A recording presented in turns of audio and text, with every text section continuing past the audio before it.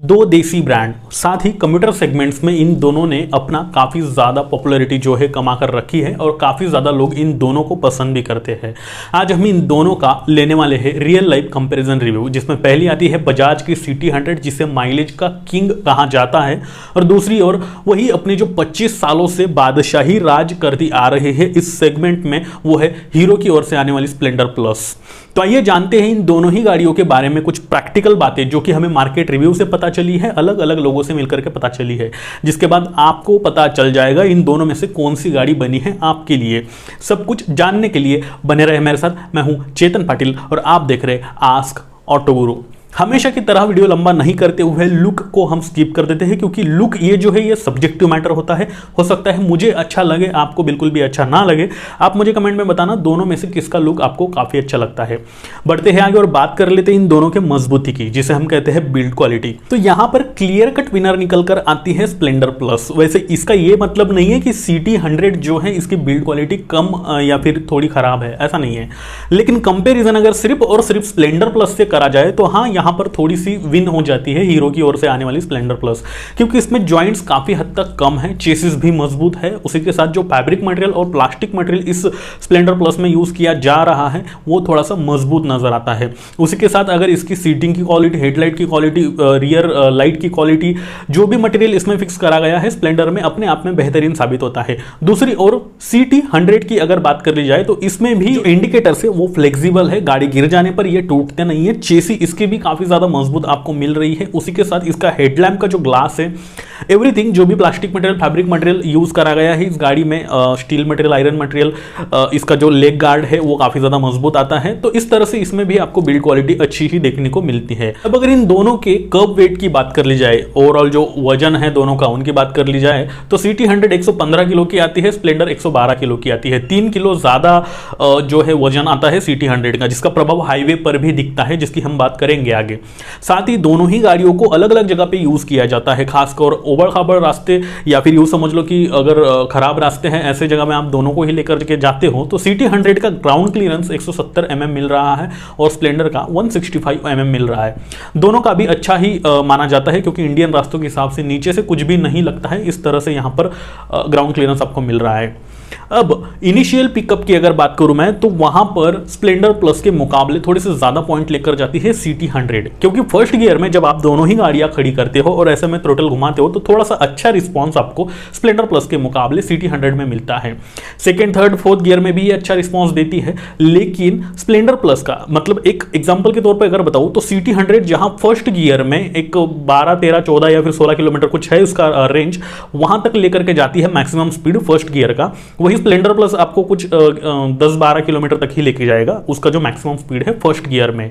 अब ये एक्यूरेट जो है कैलकुलेशन तो नहीं किया हुआ है, लेकिन कुछ हद तक थोड़ा सा ज्यादा सिटी 100 में यहां पर इनिशियल पिकअप पाया गया है। वही जब इन दोनों ही गाड़ियों का आप व्हील बेस देखोगे तो लगभग सेम है। व्हील बेस यानी कि टर्निंग रेडियस, दोनों ही गाड़ियां सिटी के लिए ही बनी है। सिटी में यानी कि एक जगह पे कितनी कम जगह में ये दोनों ही गाड़ियां घूम जाती है, दैट मींस आपका टर्निंग रेडियस जितनी कम जगह में घूम जाती है उतना सिटी राइडिंग के लिए ईजी होता है। 1235 mm दोनों में मिल रहा है, यानी कि दोनों ही गाड़ियां अपने आप में अच्छा सिटी परफॉर्मेंस रखते हैं। साथ ही जब आप हाईवे पर इन दोनों ही गाड़ियों को लेकर के जाते हो तो वहां पर सिटी 100 जो है वो 80 तक आराम से चली जाती है।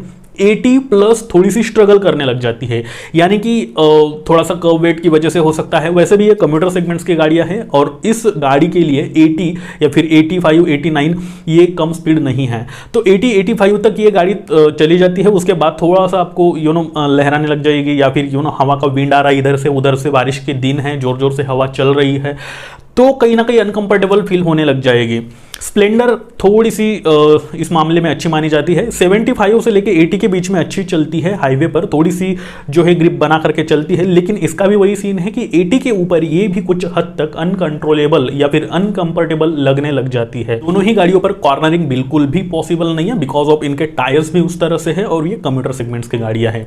दोनों ही गाड़ियों के जो गियर 4 स्पीड गियर बॉक्स मिल रहा है, दोनों में ही काफी अच्छे से स्मूथली ये शिफ्ट हो जाते हैं। अब अगर पुलिंग पावर की बात कर ली जाए या फिर खींचने की जो ताकत होती है उसकी बात कर ली जाए तो यहाँ पर कुछ हद तक दोनों का सिमिलर परफॉर्मेंस पाया गया है। CT100 का 1 2 3 4 जैसे 4 गियर मिल रहे हैं, तो चारों ही जो गियर है उसमें कैलकुलेटिवली पावर रखी गई है, ना ज़्यादा है ना कम है, तो आपको पावर लैग कुछ हद तक महसूस नहीं होती है। अगर आप किसी चढ़ान पर 4th गियर में भी चल रहे हो तो भी सेम पावर मिलेगी, 3rd में भी चल रहे हो तो थोड़ा एक्सीलरेटर घुमा करके आपको उतनी पावर कैच कर लेगी। उस हद तक की पावर इस इंजन में मैच करी गई है, कैच कर लेती है ये। स्प्लेंडर में भी कुछ ऐसा ही है। फर्स्ट गियर में इतनी ज्यादा पावर नहीं है इसकी, फर्स्ट गियर सिर्फ गाड़ी उठाता है, कुछ हद तक चला लेता है, लेकिन सेकेंड थर्ड फोर्थ जो गियर है वहां पर अच्छे से पावर जो है कैलकुलेटिवली रखी गई है इस गाड़ी में। वो इन दोनों ही गाड़ियों को और भी बेहतर बनाते हैं इनके टायर्स। यहाँ पे एक चीज आपको देखने को मिल जाएगी, क्योंकि ट्यूबलेस टायर्स आपको स्प्लेंडर में मिल रहे हैं और ट्यूब टायर आपको CT100 में मिल रहे हैं। यहाँ पर ये गाड़ी पूरी तरह से मार खा जाती है, क्योंकि इसमें अगर ट्यूबलेस टायर्स हो जाते तो ये और भी अच्छा जो है अपना सेल फिगर जो है बढ़ा पाती। CT100 के फ्रंट में 2.75 सेक्शन के 17 इंचेस और रियर में 3.0 सेक्शन के 17 इंचेस के ट्यूब टायर मिल रहे हैं। वही स्प्लेंडर में आपको फ्रंट और रियर दोनों में आपको 80/100 के 18 इंचेस के ट्यूबलेस टायर्स मिल रहे हैं। अब यहाँ पे ट्यूबलेस टायर का बेनिफिट क्या है ये तो मैंने बता ही दिया था आपको, एक वीडियो मैंने बना रखा है टायर्स के ऊपर, जिसकी लिंक मैं डिस्क्रिप्शन में दे दूंगा या फिर एंड वीडियो के एंड में यहाँ मिल जाएगा आपको, आप उसे देख लेना। तो ये एक प्लस पॉइंट है इसके लिए। अगर बात कर ली जाए इन दोनों के दिलों की, तो CT100 में 102 सीसी का air cooled 4 stroke single cylinder BS6 engine मिल रहा है। ये EFI के साथ आ रहा है, यहाँ पे FI नहीं मिल रहा है आपको। और साथ ही इसमें अपनी DTSI टेक्नोलॉजी जो बजाज अपनी लगभग हर एक गाड़ी में देता है वो मिल रहा है, जो कि अच्छी मानी जाती है। इससे माइलेज भी इंप्रूवमेंट आपकी होती है। ये मैक्सिमम पावर 7.9 PS का जनरेट करता है, मैक्सिमम टॉर्क 8.34 Nm का जनरेट करता है। यहाँ पर आपको किक एंड सेल्फ स्टार्ट जो है ऑप्शन मिल जाते हैं। ये जो इंजन है पहले के मुकाबले थोड़ा सा ज्यादा अच्छा इंप्रूव करा गया है। पावर लैग तो इतना ज्यादा महसूस नहीं होता है, और ना ही आपको हाईवे पर इसके इंजन में 70+ जाने के बाद भी वाइब्रेशन या फिर इंजन के आसपास का जो एरिया है, फुट रेस्ट है, वहां पर कुछ अलग ही किस्म का आवाज आ रहा है ऐसा महसूस नहीं होता है, जो कि पहले हुआ करता था। तो ये इंप्रूवमेंट यहां पर अच्छी करी गई है बजाज द्वारा। वही जब हम स्प्लेंडर की बात करते हैं तो इसमें आपको 97.2 cc air cooled 4 stroke single cylinder OHC BS6 engine मिल रहा है। यहां पर आपको FI मिल रहा है, फ्यूल इंजेक्शन। अब ये i3S टेक्नोलॉजी के साथ आता है, जो कि हीरो की अपनी घरेलू टेक्नोलॉजी है। यहां पर भी आपको kick and self start option available हो जाता है। ये इंजन काफी अच्छा है, पहले के मुकाबले स्मूथ तो है, लेकिन कुछ हद तक BS6 में आने के बाद कुछ ही लोगों को रियर ही केसेस पाए गए हैं जिसमें गियर शिफ्टिंग का प्रॉब्लम अवेलेबल हो रहा है। वैसे पैशन प्रो में भी ये हुआ करता था, अब पता नहीं शायद उन्होंने सुधार दिया, अब किसी को नहीं आ रहा है। तो वो चीज़ यहाँ पर कुछ ही लोगों को देखने को मिली है स्प्लेंडर प्लस के साथ भी। वैसे भी स्प्लेंडर प्लस काफ़ी पहले से चलती आ रही है, इसने अपना जो है भरोसा कमा करके रखा है इंडियन मार्केट में। और वहीं ये गाड़ी 75 किलोमीटर पर हावर जो स्पीड है उसके बाद भी आपको इंजन में किसी भी तरह का नॉक या फिर किसी तरह का नॉइस वाइब्रेशन ये महसूस नहीं होता है। यहां पर भी स्मूथ जो परफॉर्मेंस है आपको मिलता है। CT100 की जो सीट हाइट आपको मिल रही है 678 mm की मिल रही है, स्प्लेंडर की 785 मिल रही है। अगर दोनों ही गाड़ियों की सीटिंग भी काफी अच्छे से यहां पर बना करके मिल रही है। स्प्लेंडर प्लस में अब की बार वाकई सीटिंग में काम करा गया है अच्छे से, उसकी कुशनिंग भी काफी अच्छी है। राइडर के लिए और पिलियन के लिए दोनों भी कंफर्टेबली बैठ करके लंबी जर्नी कर सकते हैं दोनों ही गाड़ियों पर। CT100 की जो सीट है वो थोड़ी सी ज्यादा कंफर्टेबल पाई गई है स्प्लेंडर प्लस के मुकाबले।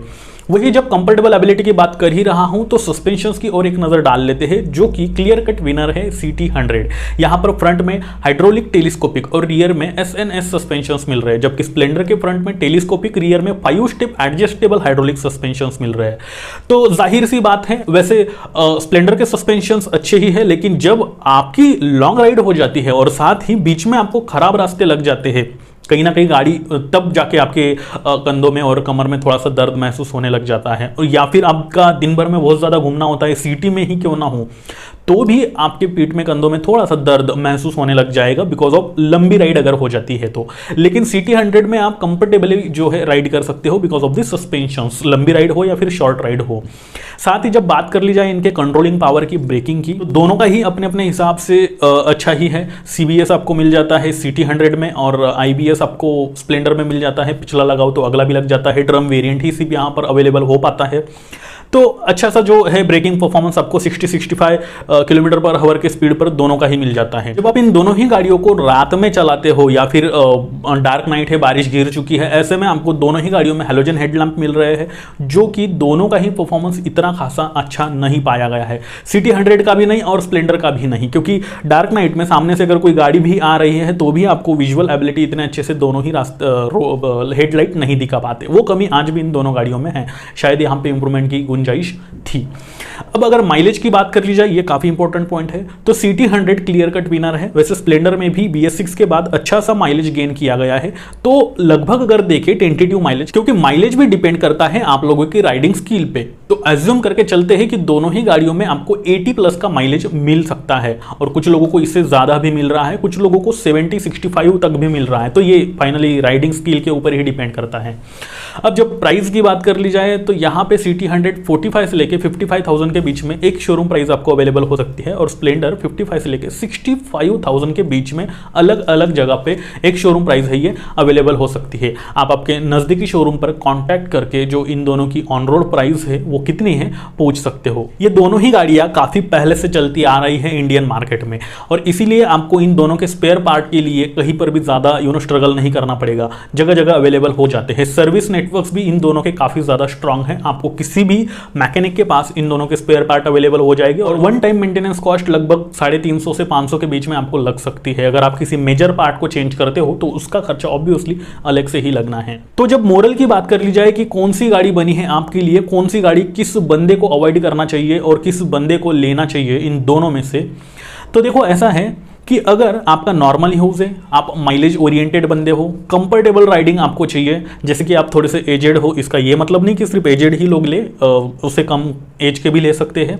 फिर भी एग्जांपल के तौर पे बताना चाहो तो थोड़ा सा आपको कंधों में कमर में दर्द होता है, आपको गाड़ी चलाने में पीठ में कहीं ना कहीं तकलीफ होती है, बैक पेन होता है, मैक्सिमम आपका सिटी में यूज़ होता है, कभी कभी आपका लॉन्ग राइड भी हो जाता है, जैसे 90 किलोमीटर 100 किलोमीटर, उससे भी थोड़ा सा ज़्यादा या फिर कम दिन भर में, तो आप सिटी 100 ले सकते हो।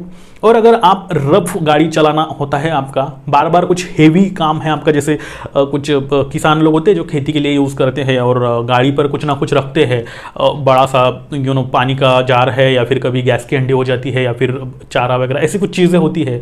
तो इस तरह का अगर हेवी यूज़ है, आपके यहाँ के रास्ते बहुत ही ज़्यादा अच्छे नहीं हैं और बहुत ही ज़्यादा ख़राब भी नहीं है, कहीं ना कहीं आपकी शॉर्ट राइड ही होते रहती है, डेली यूज़ के लिए आप गाड़ी खरीदना चाहते हो, मजबूत गाड़ी आप देख रहे हो, तो जी हाँ, स्प्लेंडर प्लस आप खरीद सकते हो। वही अगर आप चाहते हो कि आपके कार और बाइक से रिलेटेड सभी सवालों के जवाब आपको एक ही चैनल पर अवेलेबल हो जाए, तो ये चैनल सिर्फ आपके लिए है, इसे सब्सक्राइब करना ना भूलिए। इसी के साथ अगर आपने मुझे अभी भी इंस्टा और ट्विटर फेसबुक फॉलो नहीं कर रखा है, तो वहां पर भी आप मुझे फॉलो करके आपके जो क्वेश्चन है वो पूछ सकते हो, जिनकी लिंक मैंने डिस्क्रिप्शन में दे रखी है, क्योंकि सभी कमेंट्स पढ़ना और उनके जवाब देना पॉसिबल नहीं है। तो अगर कुछ अर्जेंसी है तो आप मुझे नीचे लिंक दे रखी है, अलग अलग सोशल नेटवर्क से कांटेक्ट करके पूछ सकते हो।